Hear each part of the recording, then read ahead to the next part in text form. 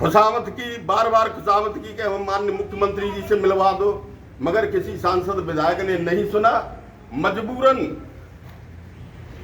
हमको लखनऊ जाना पड़ा रैली लेकर के। आप भी गए थे, यहाँ से बहुत लोग गए थे मजबूरन। उसके बाद में धरना भी दिया, रेल भी रोकी, रोए, फिपियाए, गुस्सा भी हुए, मगर ये झूठी सरकार, जुमलेबाजों की सरकार, अहेरिया जाति का कोई दर्द नहीं समझा इसने। ये बीजेपी सरकार इतनी झूठी सरकार और जुमलेबाजों की सरकार। यहाँ पर मैं कहना भूल गया, मैं क्षमा प्रार्थी हूँ। मेरे समाज में सभी पार्टियों के समर्थक हैं और कट्टर समर्थक हैं। मेरा ये कहना किसी की बुराई करना, पार्टी की किसी की भावना को ठेस पहुंचाना नहीं है, मगर जो बात सत्य है मैं उस बात को बता रहा हूं। इस बीजेपी सरकार से तो पिछली दोनों सरकारें ठीक थी, जिन्होंने केवल प्रार्थना पत्र पर ही बसपा ने 2003 में और सपा ने 2016 में केंद्र को प्रस्ताव भिजवाया था, मगर कारण दोनों बार विरोधाभासी सरकार थी, प्रस्ताव कैंसिल हो गया।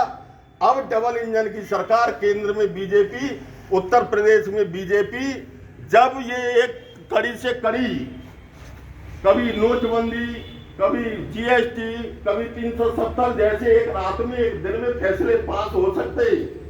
बूढ़ मोहम्मद की सरकार, दबंग सरकार कुछ भी कहे, का किसी पर साइन कराए, तो ये हमारा प्रस्ताव पास हो सकता था या नहीं?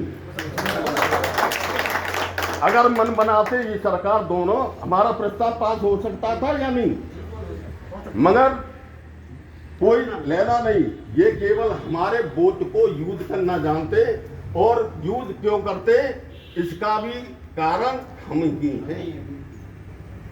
कारण हम ही हैं जो हिंदू बनते हैं, हमारे एरिया समाज के लोग, कि हम हिंदू हैं। बीजेपी को वोट देने से आप हिंदू नहीं हो, हिंदू तो मैं भी हूं। मेरे घर दे करके देखना, जा करके देखना, मैं भी हिंदू, पूजा करता हूं, नवदुर्गा व्रत रखता हूं, और बिना नहाए चाहे सुबह से शाम हो जाए कभी खाना नहीं खाता। मेरी पत्नी सोमवार आंखें और नमाल में 1 महीने में 4-5 व्रत रखती है। हिंदू तो मैं हूं, मगर बीजेपी को वोट देने वाला हिंदू नहीं है। इस बीजेपी सरकार ने मेरी अहेरिया समाज का जितना हित किया है, आज तक किसी सरकार ने नहीं किया। जब हम पिछले दिनों, आपने सुना होगा, 3 महीने हमने प्रचार प्रसार किया कि भाई सरकार नहीं सुन रही है, सांसद विधायक नहीं सुन रहे, हमको लखनऊ जाना है, गांवों में घूमे, उसका खर्चा कितना भी लगाओ। जिस दिन हम रैली लेकर के गए थे, मासा आप थे 62 बांधते, छोटे बड़े लखनऊ में 62 बांधते, बसें, मैक्स, और लगभग 5000 आदमी, 62 वाहनों का आप यहां से नहीं अलीगढ़ से ही खर्चा लगाओ, कितना हो गया? 5000 आदमियों की 3 दिन की मजदूरी लगाओ। एक दिन गए थे, एक दिन वहां रहे थे, और एक दिन आए थे, और 40 दिन लगभग 200 आदमी लखनऊ धरने पर बैठे। वहां का खर्चा और उनकी मजदूरी लगाओ। आदमी बीमार हो रहे हैं, बारिश में भीज रहे, कड़कड़ाती ठंड में हम पड़े, वहां पे कोई देखने वाला नहीं, कोई सुनने वाला नहीं। लगभग 50 लाख रुपए का खर्चा मेरे अहेरिया समाज का इस भारतीय जनता पार्टी ने कराया है। अगर मैं झूठ बोल रहा हूं तो बिल्कुल अभी मुझसे कहना कि आप यहां झूठ बोल रहे हो। वहां तो विरोधाभासी सरकार थी, और अब डबल इंजन की सरकार, दोनों जगह सरकार, जब इतने बड़े अहम फैसले एक दिन में हो सकते, एक रात में हो सकते, तो ये अहेरिया का प्रस्ताव पास हो सकता था या नहीं? आपसे पूछ सकता हूं। तो साथियों, हम जंग लड़ेंगे, लड़ाई लड़ेंगे, मगर हमारे बस का नहीं है कि हम रेल रोकें, रोड रोकें, या किसी सरकारी संपत्ति को क्षति पहुंचाएं।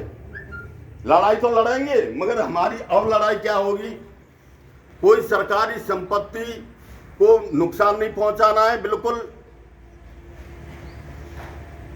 कानून की लड़ाई कानून से होगी, कलम की लड़ाई कलम से होगी, और वोट की लड़ाई वोट से होगी। इन जुमलेबाजों ने, भारतीय जनता पार्टी के सांसद विधायकों ने 14, 17, 22 में हमारे अहेरिया समाज का थोक में बोझ लिया, मगर बदले में सिवाय हमारे परेशानी के, घिसटने के, घूमने के, दौड़ने के बदले में हमको कुछ नहीं दिया। तो साथियों, मैं आप सबसे कहना चाहता हूं कि हम में वो ताकत नहीं कि अब रेल रोक सके, कोई मुकदमा लग जाए तो उससे हम बाहर निकल सके, या किसी डंडे की लड़ाई लड़ सके, हाथापाई की लड़ाई लड़ सके। केवल एक लड़ाई हम लड़ेंगे और वो आप सबके सहयोग से लड़ी जाएगी। केवल संगठन की लड़ाई लड़ी जाएगी और वो सब आपके सहयोग से लड़ी जाएगी। कोई भी नेता बिना समाज के कुछ नहीं कर सकता है। जब तक आप साथ नहीं तो न कोई प्रदेश अध्यक्ष कुछ कर सकता है, न राष्ट्रीय अध्यक्ष कुछ कर सकता है। आपका काम, जनता का काम बिना किसी नेता के हो सकता है, बिना किसी नेता के हो सकता है समाज का काम, मगर किसी नेता बिना समाज के कभी नहीं बन सकता है।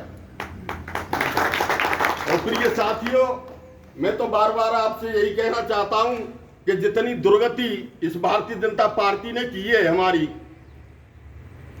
इससे ज्यादा पहले कभी किसी सरकार ने नहीं की। तो आने वाले 2024 के चुनाव में मैं आप सभी से प्रार्थना करूंगा, बाकी अपनी राजी, आप हिंदुत्व पर रहो, हिंदुस्तान वाले बने रहो, किसी पर कोई जोर जबरदस्ती नहीं है। केवल समाज के नाते और समाज के कार्य के लिए, और समाज का जितनी दुर्गति इस भारतीय जनता पार्टी ने की है, तो इसलिए आपसे मैं कहना चाहता हूं कि यदि 2024 से पहले हमारे जाति प्रमाण पत्र नहीं बनता है तो 2024 के लोकसभा चुनाव में आप भारतीय जनता पार्टी के प्रत्याशी को हर लोकसभा पर हराने का कार्य करेंगे। हराओगे कैसे? मैं किसी पार्टी का समर्थन नहीं कर रहा।